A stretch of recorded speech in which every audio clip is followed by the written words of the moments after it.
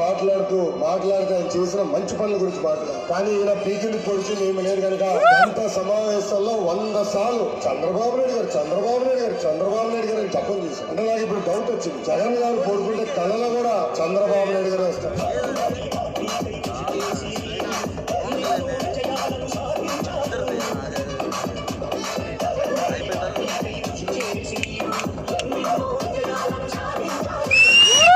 మన కష్టకాలాల్లో ఉంటే నాకు అన్నగా నిలబడిన వ్యక్తి పవన్ కళ్యాణ్ గారు. 2 పార్టీలు ఒకటే లక్ష్యం, బాయ్ జగన్.